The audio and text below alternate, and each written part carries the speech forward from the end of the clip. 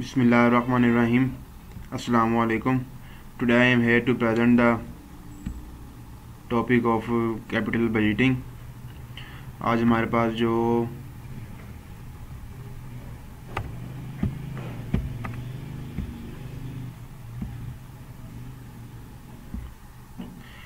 हमारे पास case study है उसका हम एनालाइज करेंगे जिसका नाम है हिशफायर कंपनी। तो हमारे पास बेसिकली इसके थोड़ी सी क्वेरीज हैं, इसके क्वेश्चंस हैं। तो चलते हैं। सबसे पहले हमारे पास जो नेक्स्ट है हमारे पास है कि सबसे पहले question evaluating the financial impact of replacing manufacturing equipment. तो ये जो कंपनी है बेसिकली पहले हम इसको भी थोड़ा सा व्यू कर लेते हैं।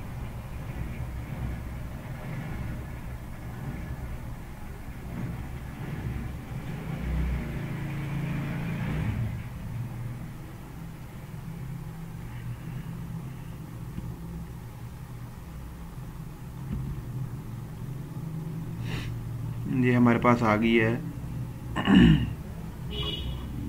ये हमारे पास फर्स्ट कंपनी है और ये इसका जो टाइम पीरियड है या दे सकते हैं 10 ईयर्स है। इसका टैक्स बेसिस 1 साल है। ओल्ड इक्विपमेंट जो है वो कॉस्ट उसकी 5 साल है जो कि 2 लाख है। न्यू इक्विपमेंट की कॉस्ट जो है वो 3 लाख है। तो अगर वो ओल्ड इक्विपमेंट को सोल्ड आउट करते हैं टुडे तो उसकी प्राइस जो है वो 1.20 है। तो बाकी हम साथ साथ इसको भी देखते रहेंगे। तो यहाँ पे जो है वो हमें वो इसके जो फाइनेंशियल जो होते हैं व्यूअर्स वो हमें इस कंपनी के वो जो देख रहे हैं कि अगर हम इस कंपनी में जो हमारे ओल्ड इक्विपमेंट्स हैं हम उन्हें सेल आउट करके हम अपने न्यू इक्विपमेंट बाय करते हैं तो क्या वो हमारे लिए बेनिफिशियली हैं या नहीं हैं। जैसे कि आपको पता है कि कोई भी बंदा या कोई भी कंपनी तभी इन्वेस्टमेंट करते हैं क्या अगर उन्हें भी अच्छा प्रॉफिट आ रहा हो, अच्छे रिटर्न्स आ रहे हों। तो यहाँ पे वो उनका जो अच्छा रिटर्न है वो ये है कि अगर हम न्यू इक्विपमेंट बाय करते हैं तो उसका हमें कोई बेनिफिट होगा या नहीं होगा। Implications and impact on profitability. ठीक है। तो सेकंड पे हमारे पास इसकी है कि प्रॉब्लम स्टेटमेंट के अंदर उसने बेसिकली हमें सब कुछ गाइड किया है। ये मैं आपको बिल्कुल सिंपल सा मैंने इसको राइट किया है, आपको मैं एक दफ़ा रीड आउट करके बताता हूँ। The problem is a case study is whether हिशफायर company should replace its existing manufacturing equipment with new. ठीक है कि अगर वो अपने एग्जिस्टिंग जो मैन्युफैक्चरिंग इक्विपमेंट्स हैं वो एक्सचेंज करते हैं न्यू इक्विपमेंट के साथ, मोर एफिशिएंट इक्विपमेंट। ठीक है। The company must evaluate the financial implications of acquiring new equipment by analyzing the associated cash flows and determining if the investment will increase profitability। ठीक हो गया। हमने यही बात की अगर इन्वेस्टमेंट तब ही करते हैं कि इंक्रीज प्रॉफिटेबिलिटी उनकी हो रही है। तो सेकंड पेज पे हमारे पास ये है कि इन्वेस्टमेंट डिसीजन इन्वॉल्व्ड। यहाँ पे हमारे पास जो इन्वेस्टमेंट डिसीजंस हैं वो 2 तरह के हैं। एक तो हमारे पास है एक्विजिशन, दूसरा है डिस्पोजिशन। तो एक्विजिशन को जो है वो हम इसके अंदर मैं आपको बताता हूँ कि ये जो हमारे पास मैंने आपको बताया था कि न्यू इक्विपमेंट कॉस्ट जो हमारे पास आ रही है 3 लाख की। तो बेसिकली जो हमारे पास न्यू इन्वेस्टमेंट होती है या इनिशियली इन्वेस्टमेंट होती है तो इसी को ही हम एक्विजिशन कह रहे होते हैं। तो इस हमारे पास जो केस स्टडी है इसके अंदर हमारे पास एक्विजिशन हमारी जो है वो 3 लाख की है अगर हम ये न्यू इक्विपमेंट बाय करते हैं। तो यहाँ पे हमारे पास वो आ गए हैं 3 लाख के। और डिस्पोजिशन जो है वो हमारे पास ये होती है कि हम sale of the old equipment for 120,000 and its tax implications. ये जैसे कि मैंने आपको पहले बताया था कि इसके अंदर ये हमारे पास the old equipment cold could be sold today for 120,000। जो हमारे पास जिस तरह आपको मैं एक एग्जांपल देता हूँ कि हमारे पास एक मैंने आपको बताया कि इनके पास जो ओल्ड इक्विपमेंट हैं वो उसको एक्सचेंज करना चाह रहे हैं न्यू इक्विपमेंट के साथ। तो वो दोनों इक्विपमेंट तो अपने पास एट अ टाइम नहीं रख सकते ना। अगर वो न्यू इक्विपमेंट अपने पास रखेंगे, न्यू इक्विपमेंट बाय करेंगे, परचेज करेंगे तो उसके बदले में वो जो ओल्ड इक्विपमेंट है वो उन्हें सेल आउट करेंगे, तो जो सेल आउट करेंगे उसकी कोई ना कोई प्राइस तो उन्हें भी मिलेगी ना, चाहे वो उसे कि बाय कहीं क्यों ना करें। तो उसकी जो उन्हें प्राइस मिल रही है वो 120,000 है, जो कि यहाँ पे उसे हम डिस्पोजिशन कह रहे हैं। तो नेक्स्ट है हमारे पास न्यू इन्वेस्टमेंट एंड एसेट। तो इसमें डिफरेंस है थोड़ा सा डिस्पोजिशन डिसीजंस के अंदर। तो पहले हम ले लेते हैं न्यू इन्वेस्टमेंट। न्यू इन्वेस्टमेंट जो है हमारे पास the company will purchase new equipment for 300,000, ठीक हो गया। It will depreciate the equipment using MACRS depreciation over a 5 years life and sell it after 5 years for an expected price of $100,000। तो इसके अंदर उन्होंने कहा है कि उन्होंने जो न्यू इन्वेस्टमेंट करनी है, न्यू इक्विपमेंट परचेज करने हैं, तो उन्होंने एक उसका 5 years का एक माइंडसेट रखा हुआ है कि हम जो है वो उसका अनएक्सपेक्टेड प्राइस जो है ना वो हम 1 लाख तक जो है ना उसको हम सेल कर देंगे। अगर हम आज उसे 3 लाख में ले रहे हैं तो 5 साल के बाद हम उसे डेप्रिसिएट करके मीन्स यूज़ करके उससे प्रॉफिट गेन करके तो हम दोबारा से इसे 1 लाख में इस इक्विपमेंट को सेल आउट कर सकते हैं, ठीक है। ये उनकी एक जिसे हम कह सकते हैं कि एक उनकी राय है कि हम नेक्स्ट फ्यूचर में भी कर सकते हैं।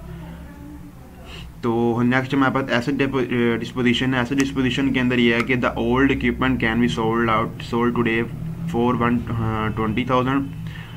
वही बात हुई है कि ओल्ड इक्विपमेंट जो है वो सेल आउट कर रहे हैं अपने 1,20,000 में, और this sale generate a taxable gain based on a difference between the sale price 120,000 and the book value $100,000, resulting in a taxable gain of 20,000। तो यहाँ पे टैक्सेबल गेन हो रहा है। इन्हें टैक्सेबल गेन के बारे में भी हम कुछ थोड़ी सी बात करते हैं। पहले मैं आपको यहाँ थोड़ा सा बता दूँ कि टैक्सेबल हम अपनी एक्सेल की शीट के ऊपर चलते हैं। यहाँ मैंने थोड़ी सी जो है वो बनाया हुआ है, इससे हमें आसानी हो जाएगी समझने में।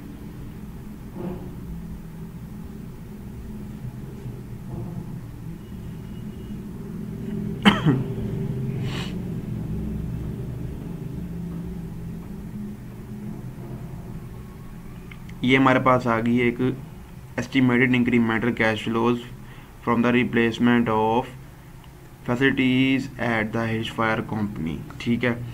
तो इसके अंदर हमारे पास सबसे पहले आ गया ये हमारे पास इन्वेस्टमेंट कैश फ्लोज, ठीक है। इन्वेस्टमेंट कैश फ्लोज के बाद उसके ये सारे इन्वेस्टमेंट कैश फ्लोज आ गए हैं। सेकंड हमारे पास आ गया है change in operating cash flows, ठीक है। इसके अंदर हमारा ये होता है टैक्सेबल जो इनकम होती है। तो बेसिकली टैक्सेबल इनकम जो होती है ये हम तब होती है कि अगर हमें लॉस होता है तो हम लॉस के बदले जो हमने टैक्स पे करना होता है गवर्नमेंट को, तो उसके ऊपर हमें थोड़ा सा रिलीफ मिलता है। तो यहाँ पे बेसिकली ये वाली बात की गई है कि उन्हें 1 लाख की जगह 1,20,000 की जगह 1 लाख हुआ है बुक वैल्यू, ठीक है, इनकी थी, तो उनको जो टैक्सेबल गेन हुआ है वो पीछे 20,000 का हुआ है।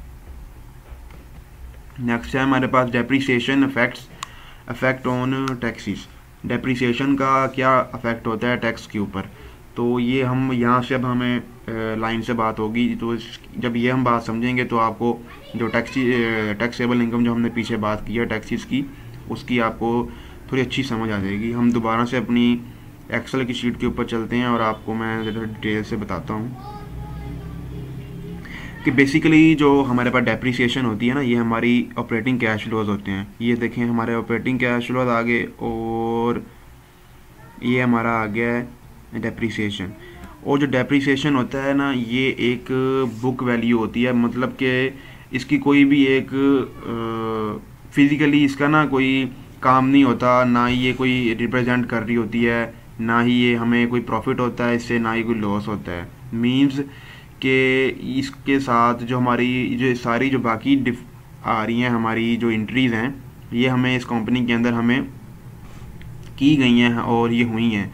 तो उसके बाद जो हमारी ये जो डेप्रिसिएशन है, ये एक तरह की बुक वैल्यू है, ये इसका कोई नामो निशान। तो बेसिकली हमारे पास जो डेप्रिसिएशन होती है ना, वो एक बुक वैल्यू होती है, जिसमें हमको बता दी है। तो जिस तरह के यहाँ पे डेप्रिसिएशन जो है ना, depreciation reduce taxable income, the MACRS depreciation schedule allows 94.24% of the equipment cost to be depreciated over 5 years, resulting in significant tax saving due to the depreciation tax shield। ठीक है। नेक्स्ट हमारे पास old equipment है। When the old equipment is sold, depreciation already taken must be recaptured and taxed as ordinary income as the equipment is sold for more than its book value but less than its original cost। तो ये हमारे पास आ गई है इसकी Excel sheet के अंदर। ये देखें, इसका हमें जो डेप्रिसिएशन होती है ना, वो हम टैक्सेस को सेव करने के लिए हम इस तरह से यूज़ करते हैं कि पहले हम हमारी जो डेप्रिसिएशन होती है उसे हम ऐड करते हैं। ठीक है। डेप्रिसिएशन ऐड करने के बाद जब हम उसको टैक्स पे कर देते हैं, टैक्स पे आउट कर देते हैं, ये देखिए चेंज इन टैक्सेबल इनकम, तो उसके बाद हम दोबारा से हमारी जो डेप्रिसिएशन है, ठीक है, ये देखिए हम उसे हम लेस आउट करते हैं। ठीक है। तो लेस आउट करके, तो क्योंकि हमें यहाँ पे हमें जो हमारा टैक्स होती है हम पे कर चुके होते हैं, अगर हमारा उसके ऊपर टैक्स के ऊपर हमें कोई बेनिफिट मिल रहा होता है, टैक्सेबल जो प्रॉफिट है, तो वो हमें मिल गया होता है, उसके बाद हम दोबारा से हम अपना इसको ऐड करके डेप्रिसिएशन को आफ्टर, तो फिर हम अपने पास सेव कर लेते हैं। तो उम्मीद है आपको इसकी समझ आ गई होगी अच्छी तरह से कि हमारी जो डेप्रिसिएशन और ये हमारा जो ये होता है कि डेप्रिसिएशन जो होती है ये बुक वैल्यू होती है, तो इसके ऊपर जो हमें टैक्सेबल गेन होता है ये क्या होता है। तो नेक्स्ट है हमारे पास टैक्स क्रेडिट ऑन एक्विजिशंस, के जो हम एक्विजिशन होती है हमारी, न्यू प्रॉफिट होता है, जिस तरह हमने बताया है आपको कि न्यू इन्वेस्टमेंट होती है, उसके ऊपर टैक्स क्रेडिट्स जो हैं। तो there are no tax credits available for this equipment acquisition as started in the problem. तो इन्होंने बताया कि इस हमारी जो ये हमारा ये स्टडी है, हिज फायर कंपनी है, इसके अंदर हमें कोई टैक्स क्रेडिट नहीं हो रहा है, सिंपल सी बात। और हम नेक्स्ट चलते हैं, depreciation over the life of the project. Depreciation over the life of the project, इस प्रोजेक्ट की लाइफ तो हमने देख ली थी पीछे के 5 ईयर्स है, आपको मैंने दोबारा दिखा देता हूँ, sorry,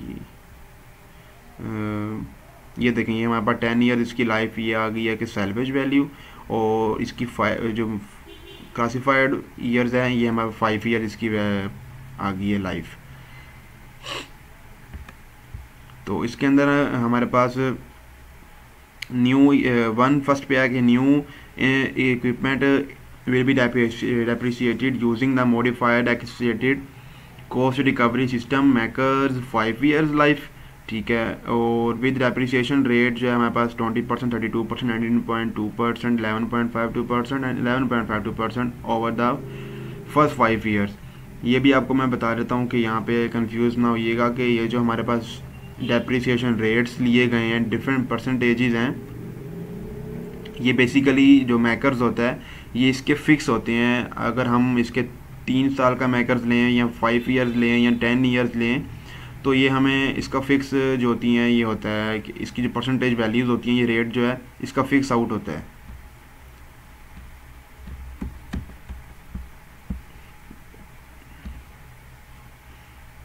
this method accelerate depreciated allowing the company to reduce its taxable income more in the early years.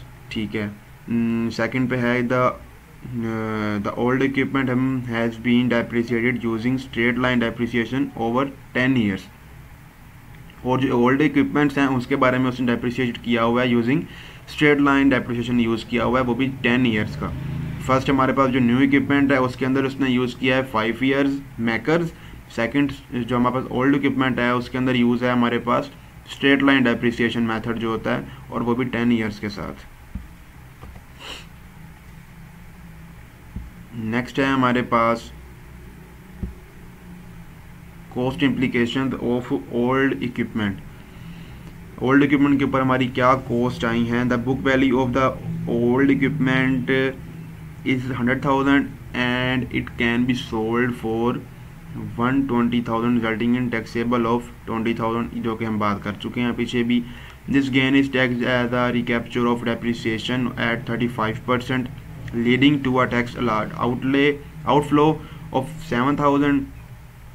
No capital gain is realised since the sale price is below the original cost.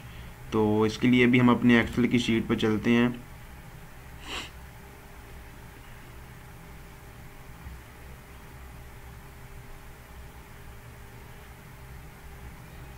ये देखें, ये हमारे पास इसका tax rate जो है वो हमारे पास 35% है। ये आ गया हमारा इन्वेस्टमेंट कैश फ्लोज के अंदर tax on sale of old equipment 7,000। ठीक है, ये हमारे पास जो था ये ओल्ड इक्विपमेंट के ऊपर जो इसका आउटफ्लो था वो हमारे पास 7,000 है, और इसकी जो टैक्स रेट है वो हमारे पास 35% है। ठीक है, और इसमें हमारे पास जो बुक वैल्यू है उसका जो ओल्ड इक्विपमेंट है उसकी बुक वैल्यू 100,000 थी, और उसका रिजल्ट जो था वो सोल्ड हुआ था 120 का, और जो हमें इसमें प्रॉफिट हुआ था, टैक्स गेन हो रहा था, वो हमारे पास था 20,000 का। ये हमारे पास थी टोटल हमारी जो ओल्ड इक्विपमेंट थी, इसके बारे में बात थी। तो नेक्स्ट है हमारे पास संक कॉस्ट क्या होती है। Sunk cost the original purchase price of the old equipment 200,000 is a sunk cost and not relevant to the current decision. ठीक है, संक कॉस्ट सिंपल सी लिखी हुई है। इसमें हमें क्या होती है कि हमारी जो ओल्ड इक्विपमेंट होती है वो उसकी जो भी प्राइस है जो कि यहाँ पे लिखी हुई है 200,000, तो उसका कोई भी रेलिवेंट या उसका कोई भी ताल्लुक नहीं होता हमारा जो करंट डिसीजन है, हमारी जो अब हम न्यू इक्विपमेंट परचेज करने लगे हैं उसके साथ। सेकंड हमारे पास क्वेश्चन है the cash flows related to taxes for old equipment. ठीक है, जो हमारे ओल्ड इक्विपमेंट हैं उसके साथ जो हमारे कैश फ्लोज टैक्स रिलेट कर रहे हैं। ये देखें, ये भी tax on sale of old equipment हमारे पास 7,000 है, जो कि 35% के ऊपर हमें 20,000 के साथ गेन हुआ था। ठीक है, 20,000 इसमें हमें गेन हुआ था 35% के साथ। तो फोरगोन हम टैक्सेस हमारे पास जो है इसमें इन 5 years had the old equipment kept in sold for 10,000 and company would have paid 3,500 in tax 35% of the 10,000। तो इसको हम एक दफ़ा दोबारा से रिव्यू कर लेते हैं। ये देखें, हमारे पास जो इसका tax on sale of old equipment था हमारे पास 7,000 था हमारा इनिशियल ईयर में। ठीक है, और लास्ट 5th ईयर में हमें इसने जो हमारा दोबारा सेल आउट हो गया था ये हमारा 3,500 में हो गया था, और इसका जो हमारा टैक्स रेट था ये देखें हमारा 35%। ठीक है, तो नेक्स्ट है हमारे पास फोरगोन benefits after 5 years। If the company replaces the old equipment today, it will forego the future sale of the old equipment in 5 years worth 10,000. The associated foregone tax saving on this sale would be 3,500। ठीक है, next है हमारे पास early benefit from reduction in expenses, जो कि हमारे पास है the new machine is expected to reduce production cost by 60,000 each year.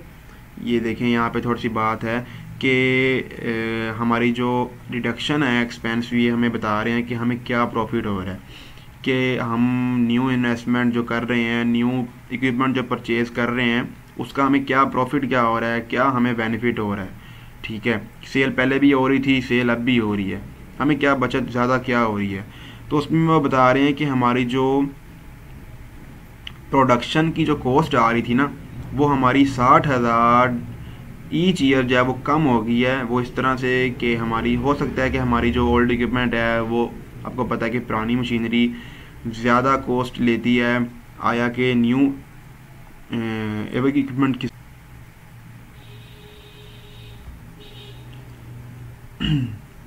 Operating cash flow benefit to the company, ठीक हो गया।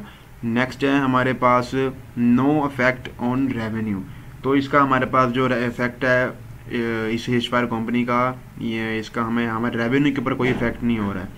The equipment change is not expected to affect revenue directly since the equipment impact efficiency, reducing cost rather than increasing production capacity और sale volume, ठीक हो गया। ये हम दोबारा से एक दफ़ा गो थ्रू हो लेते हैं, हमें इजी हो जाएगा। ये देखिए हमारे पास रेवेन्यू है, उसके ऊपर हमें कोई चेंजेस नहीं हो रहे हैं। नेक्स्ट है हमारे पास डेप्रिसिएशन टैक्स शील्ड, ठीक है। Depreciation tax shield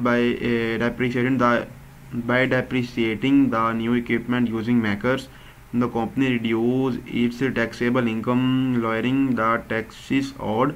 For example, the first year depreciation tax shield is 40,000, ठीक है। तो 20% of 300,000 depreciation multiplied by 35% of tax rate. ये हमें थोड़ा सा उसने एग्जांपल दी हुई है कि आप डेप्रिसिएशन के साथ जो टैक्स शील्ड है वो आप किस तरह से ले सकते हैं डेप्रिसिएशन की, ठीक है। मैंने आपको बताया था, मैं दोबारा से हम इस पर बात कर लेते हैं कि आपको ये देखें, जो हमारी डेप्रिसिएशन होती है वो एक बुक वैल्यू होती है, इसकी कोई फिज़िकल इसकी प्रेजेंस नहीं होती, ठीक है। ये सिर्फ एक हमारा टैक्सेस को सेव करने के लिए यूज़ की जाती है जो डेप्रिसिएशन है, ठीक है। ये हम पहले इसको ऐड आउट कर लेते हैं, ठीक है, ताकि हम अपना जो टैक्स है वो कम से कम पे आउट कर सकें। और अगर हमें लॉस ही हो रहा है तो हम हमारा जो टैक्स है वो हम पे ना ही करें तो ज़्यादा हम इस पे प्रेफर हो रहे होते हैं।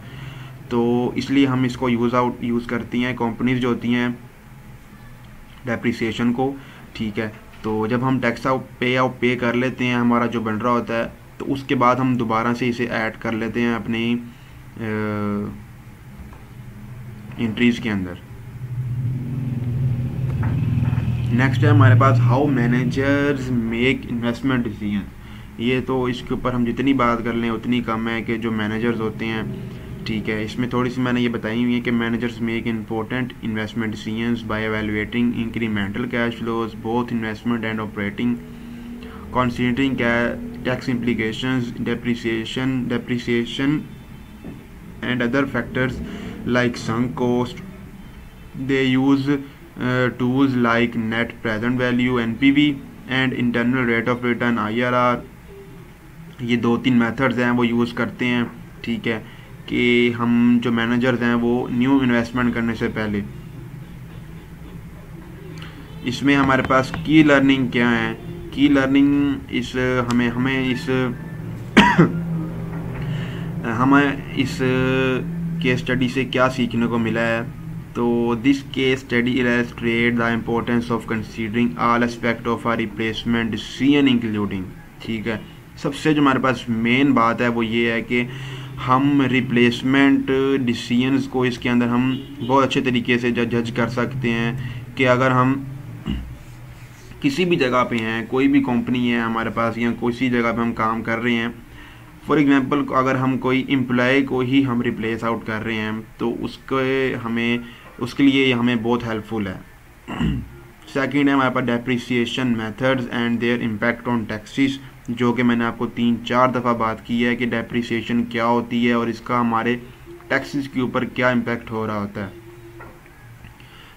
The role of tax recapture when selling depreciated assets, ठीक है, रोल क्या होता है टैक्स रिकैप्चर का।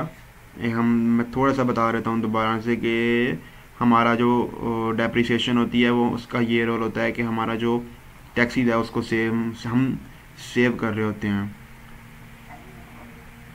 Evaluating the incremental cash flows from both investment and operating decisions, ठीक है, considering both immediate and long term cash flows when making decisions.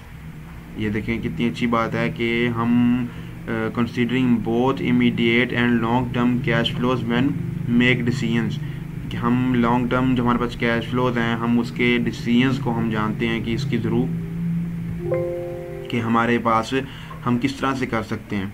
तो ये थे हमारे पास आज के इसके क्वेश्चंस। तो हम एक दफ़ा से दोबारा चलते हैं। ये हमारी जो थी इसकी एग्जांपल, ये हमारे पास था his fire replacement of facilities at the his fire के। सबसे पहले इसमें हमें थोड़ा सा बताया गया है कि ओल्ड इक्विपमेंट हमारे पास 200,000 की थी, जो कि 5 years recently tax basis on $100,000। इसकी 10 साल इसकी जो थी सैल्वेज वैल्यू थी, जिसके ऊपर स्ट्रेट लाइन मेथड के ऊपर में हमने बात की थी, ठीक है। और इसमें हम जो सोल्ड आउट कर रहे हैं वो could be sold out for 120,000 थी, ठीक है। नेक्स्ट हमारे पास प्रॉब्लम स्टार्ट हो रही है कि हमारे पास न्यू इक्विपमेंट है, हम कॉस्ट जो है उसकी हमारी आएगी 300,000, ठीक है। और उसकी एक्सपेक्टेड जो उन्होंने अपनी एक माइंड में उन्होंने एक लाइफ रखी थी कि हम इसके यहाँ तक इसको हम यूज़ करेंगे, जो कि थी 5 ईयर्स, ठीक है। और इसको हम माइकर्स उन्होंने यूज़ किया था 5 ईयर्स का लगा कर कि हम इसको दोबारा से 5 साल के बाद 3 लाख का बाय करने के बाद हम इसे 5 साल के बाद कितने का सेल आउट कर सकते हैं, जो हमारी इक्विपमेंट्स हैं। तो वो थी हमारे पास 1 लाख, ठीक है।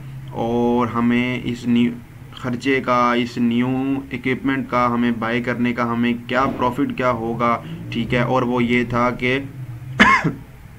हमारे पास जो हमारी जो प्रोडक्शन की जो कॉस्ट आ रही थी वो हमारे पास 60,000 जो है हमारे पास ईच ईयर वो कम हो रही थी कि हम न्यू इक्विपमेंट जो है वो एक बेनिफिशियली इक्विपमेंट होती है, एक न्यू एडिशंस के साथ इक्विपमेंट होती है, ठीक है।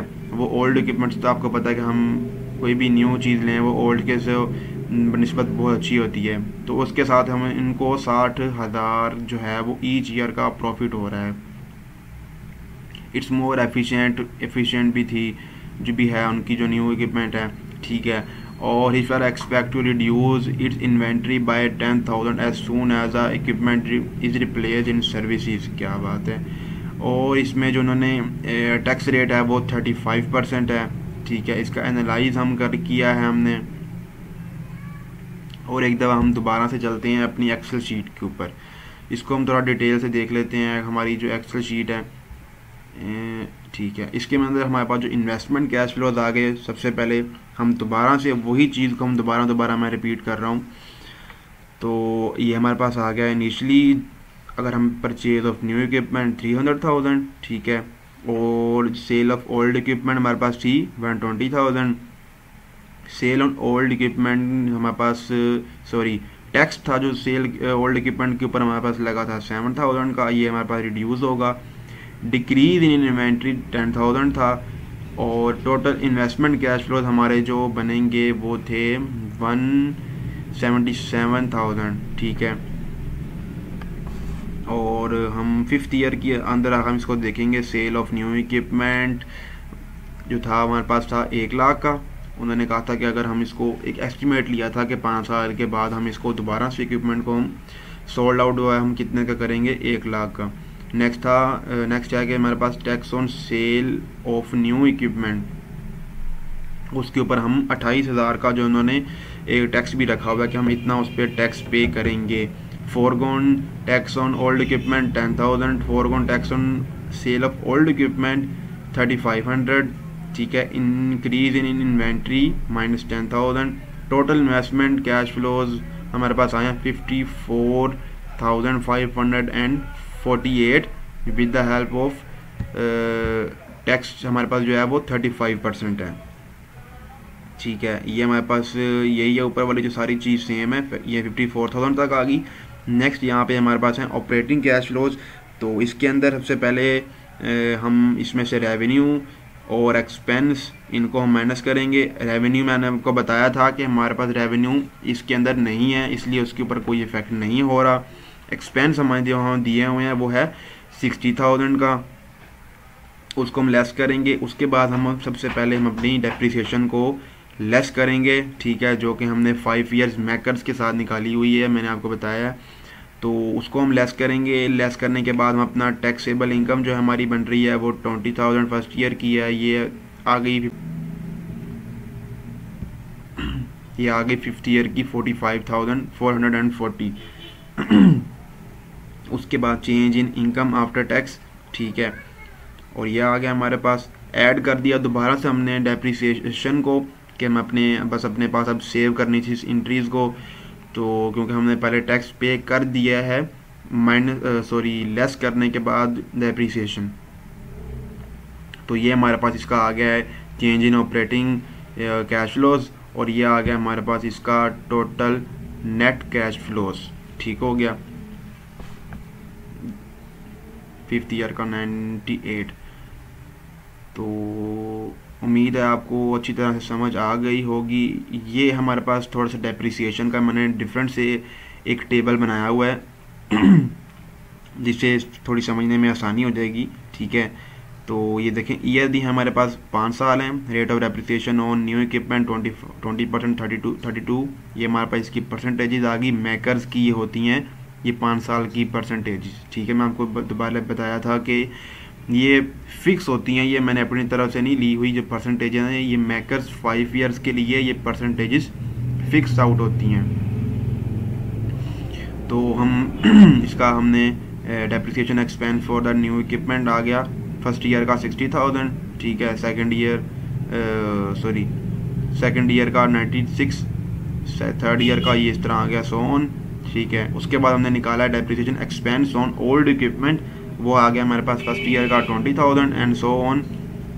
5th ईयर का भी 20,000, ये सेम ही आ गया हमारे पास। चेंज इन डेप्रिसिएशन एक्सपेंस, हमारे पास चेंज क्या आया है, इन दोनों को हमने आपस में किया है, सब्ट्रैक्ट करेंगे इनको हम। ठीक है, ओल्ड इक्विपमेंट और हमारे न्यू इक्विपमेंट जो हैं, तो ये देखें हमारे पास ये आ गया है। इनको हमने ये इनको माइनस किया है कि हमारे पास ये आ गया है। फर्स्ट ईयर का आ गया 40,000, सेकंड ईयर का आ गया है 76 और इस तरह सो ऑन। तो अब हम ये हमारे पास टोटल जो आ गई है, हम इनको ऐड आउट करेंगे। हमारे जो डेप्रिसिएशन एक्सपेंसेस आ गए हैं सारे, ठीक है, ये चेंज जो है इनको हम ऐड आउट करके हमारी जो न्यू इक्विपमेंट की प्राइस है हमारे पास 300,000 जो थी, ठीक है, उसमें से हम इसको माइनस कर देंगे।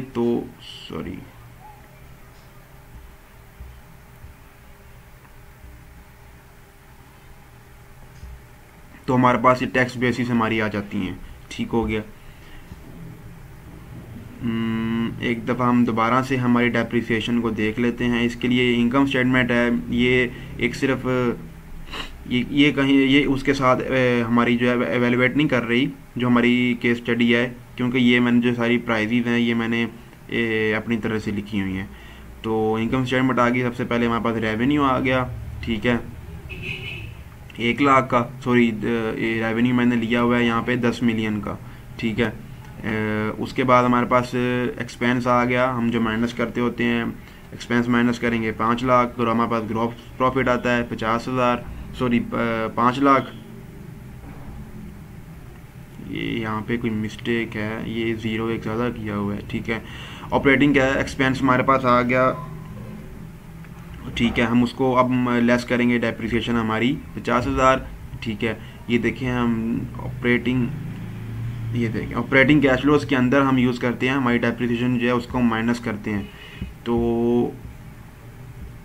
ये देखें हम उसको माइनस कर दिया है। अर्निंग हमारी जो है वो बिफोर इंटरेस्ट जो है टैक्स जो है हमारी आ गई है 2.5 लाख, ठीक है। ये देखें हमने इसको ऐड आउट किया है यहाँ पे, तो लेस किया है जब हमारी पास आ गई है 1 लाख, यहाँ पे हमने लेस कर दिया है।